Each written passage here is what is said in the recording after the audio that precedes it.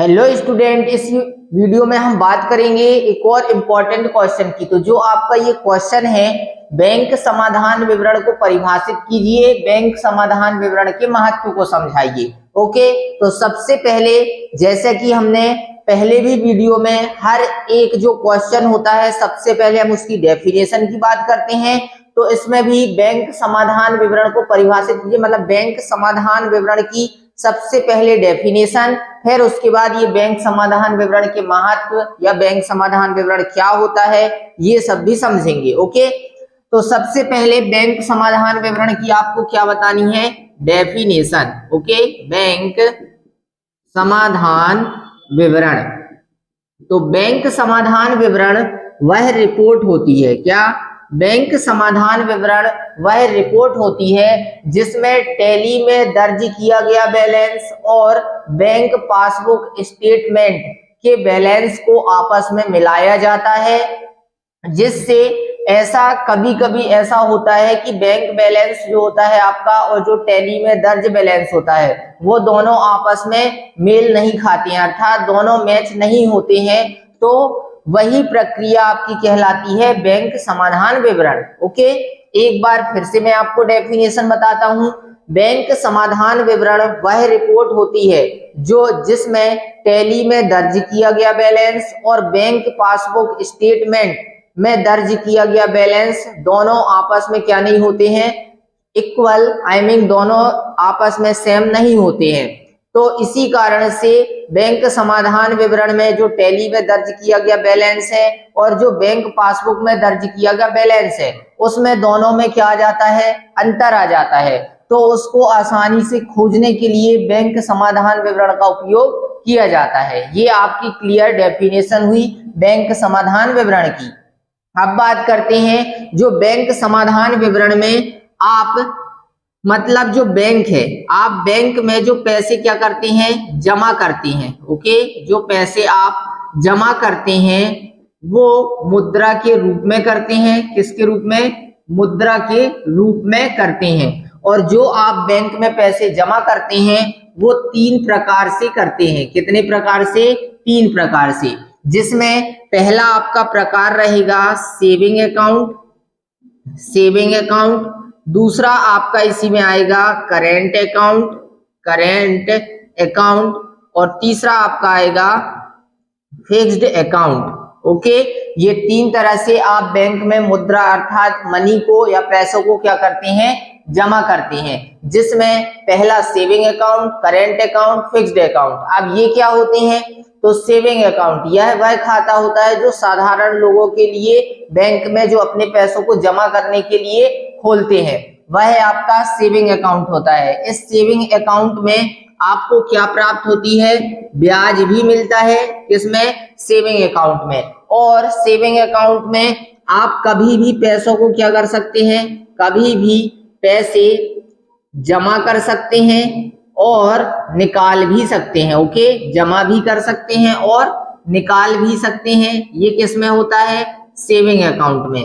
Saving account का सीधा सा बोला जाए तो सेविंग अकाउंट यह वह खाता होता है जो किसी व्यक्ति के नाम से खोला जाता है, अर्थात जो भी व्यक्ति दैनिक रोज काम करते हैं उनके लिए जो खाता खोला जाता है वो सेविंग अकाउंट होता है। सेविंग अकाउंट मतलब होता है बचत खाता। ओके, इसके बाद अगला है आपका करेंट अकाउंट। तो करेंट अकाउंट को हिंदी में बोला जाता है चालू खाता। यह वह खाता होता है जो व्यापारी या बड़ी बड़ी जो कंपनियां होती हैं उनके नाम का जो खाता खोला जाता है वह आपका करेंट अकाउंट होता है। इस करेंट अकाउंट में आपको ब्याज नहीं मिलता है, पहली बात।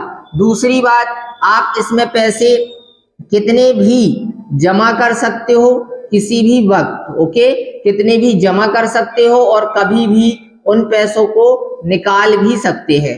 ठीक है ना? ये किस में होता है? करेंट अकाउंट में।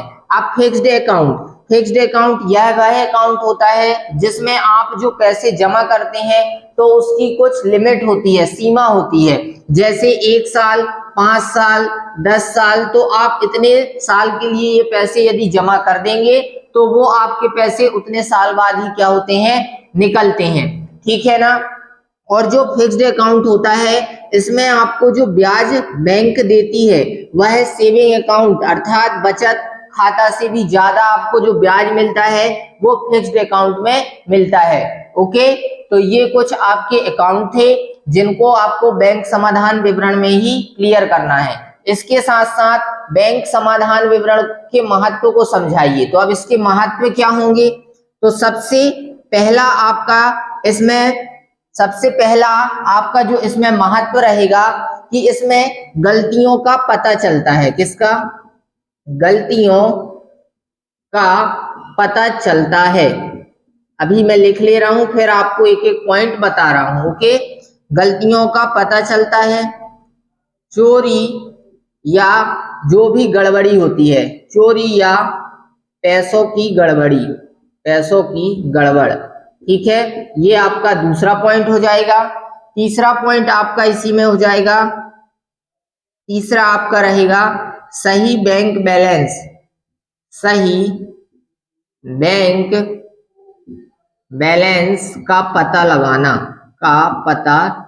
लगाना या चलना। ओके, फिर चौथा आपका हो जाएगा चेक क्लियर करना। ये आपके 4 पॉइंट है। अब इनमें सबसे पहला पॉइंट क्या है? गलतियों का पता चलता है। तो इसमें क्या होता है, यदि कोई आपकी बही खाता है और आपकी बैंक की पासबुक है, उन दोनों में क्या आ रहा है? अंतर आ रहा है। बही खाता और बैंक पासबुक का मतलब क्या होता है? बही खाता और बैंक पासबुक, इसका मतलब होता है, बही खाता का मतलब जो आपकी दुकान है या जो आपका रजिस्टर है, मतलब जो हम तैयार करते हैं वो बही खाता है, और जो बैंक पासबुक जो बैंक तैयार करती है वो आपकी क्या कहलाती है? बैंक पासबुक कहलाती है। जैसे इसमें आपका क्या गलतियों का पता चलता है, मतलब बही खाते में आपके पैसे मैंने बोला 5,000 बता रहे हैं और आपके यहाँ बैंक पासबुक में जो पैसे हैं वो सिर्फ 3,000 रुपए बता रहे हैं। तो इसकी गलतियों का आसानी से क्या होता है? पता चल जाता है। किसके द्वारा?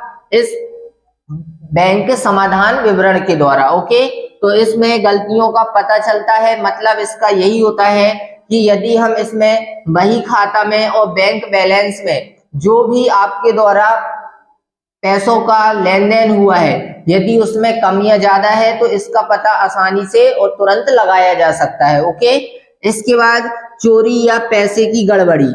यदि आप कोई भी अनाधिकृत मतलब अनऑथराइज्ड पैसों का भुगतान किया जाता है, यदि कोई अनाधिकृत मतलब अनऑथराइज्ड पेमेंट की जाती है तो उससे आप जो भी पैसे की गड़बड़ हुई है उसको आसानी से या थोड़ा समय बाद पता लगाया जा सकता है कि क्या गड़बड़ कहां पर कैसा हुआ है। ओके, इसके बाद सही बैंक बैलेंस का पता लगाना। इससे आप एकदम क्लियर यह जान सकते हैं कि आपके बैंक खाते में कितने पैसे जमा है, कितने आपने निकाले और कितने आपके खाते में क्या है? जमा है। यह सब आसानी से आपको पता चल जाता है इसमें बैंक समाधान विवरण में। ओके, इसके बाद अगला है चेक क्लियर करना।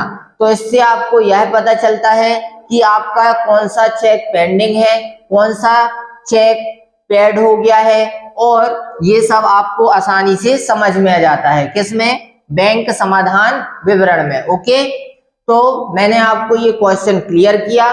तो इस वीडियो को मैं यहीं फिनिश करता हूं। मिलते हैं नेक्स्ट वीडियो पर। धन्यवाद।